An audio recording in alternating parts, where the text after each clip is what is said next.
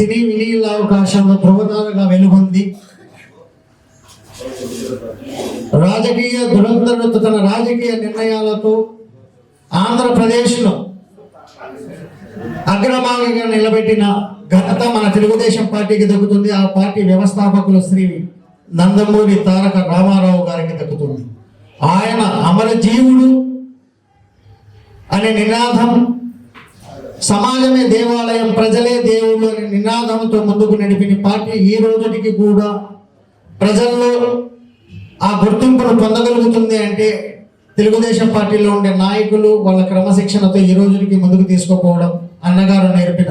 ఆ రోజు గండిపేటలో ఎంతో మంది నాయకులు వస్తుంటారు, పోతుంటారు ప్రజలు, కానీ నాయకులు ఆదర్శవంతంగా నిలబడాలని చెప్పి ఆ రోజు ఎంతో మందికి శిక్షణ ఇచ్చి ప్రజానాయకులుగా తయారు చేసిన నాయకుడు ఆ ఘనత మన నందమూరి తారక రామారావు గారిది. ఈ కార్యక్రమాన్ని ఉద్దేశించి ప్రసంగించవలసిందిగా ఓలేటి దివాకర్ గారిని, టీడీపీ సీనియర్ నాయకులు ఓలేటి దివాకర్ గారిని వేదిక మీదకి రావాల్సిందిగా కోరుకుంటున్నాను.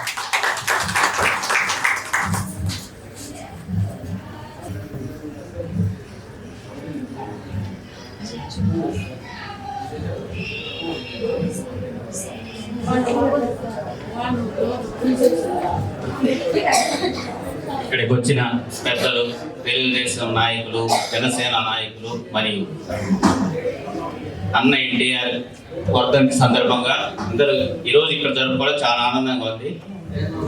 ఈ యుగపురుషుడు అని ఎందుకంటారంటే కలియుగం అంతా చెప్పుకోవాలి, కలియుగం ఉన్నంత వరకు ఆయన చేసిన సంక్షేమాల గురించి మాట్లాడుకోవాలని ఆయన యుగపురుషుడు అయిపోయాడు. కానీ మనం ఇప్పుడు ఆ యుగపురుషుడు తర్వాత చంద్రబాబు నాయుడు కారణ జన్ముడు. వీళ్ళిద్దరి మన కలియుగం మొత్తం ఉన్నంత కాలం ఆయన చేసిన సంక్షేమాలను కొనసాగించాలని కారణ జన్ముడు కావాలి. వీళ్ళిద్దరికి మరొకరు తోడయ్యారు లోకేష్ బాబు గారు. వీళ్ళతో మళ్ళీ ఒకరు జత కట్టారు మన పవన్ కళ్యాణ్ గారు.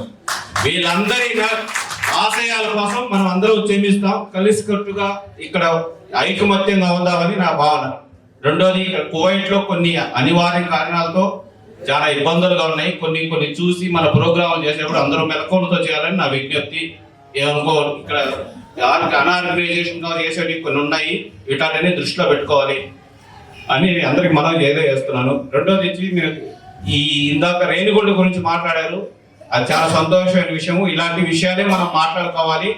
రెండోది, మనం ఎక్కడున్నా మన గ్రామం గురించి ఆయన చెప్పారు కదా, మనకు స్పీకర్ గారు, ప్రతి ఒక్కరు మన వంతు అప్పుడప్పుడు వెళ్ళి, కనీసం మన ఇండియాకి వెళ్తే మన స్కూల్ మనమే వెళ్ళి పలకరించి వద్దాం. మన స్కూల్లో ఎలా జరుగుతుంది, అలా వచ్చి ఎవరైనా విజిట్ చేస్తుంటే వాళ్ళకు కూడా అవగాహన వస్తుంది, వస్తున్నారు చేస్తున్నారని. ఇలాంటి కొన్ని కార్యక్రమాలు చేపడుతూ మనం ముందుకెళ్ళాలని నేను కోరుకుంటున్నాను. అందుకే ఈ అవకాశం ఇచ్చిన పెద్దలందరికీ, మనకు ఇక్కడ సీనియర్ నాయకులు మురకల సుబ్బరాయుడు గారు, వెంకట్, వీళ్ళందరి ఆధ్వర్యంలో తెలుగుదేశానికి మేము అందరం చాలా ఏళ్ళుగా పనిచేస్తున్నాము. మాకు ఈ అవకాశం ఇచ్చిన అందరికీ ధన్యవాదాలు. Thank you very much.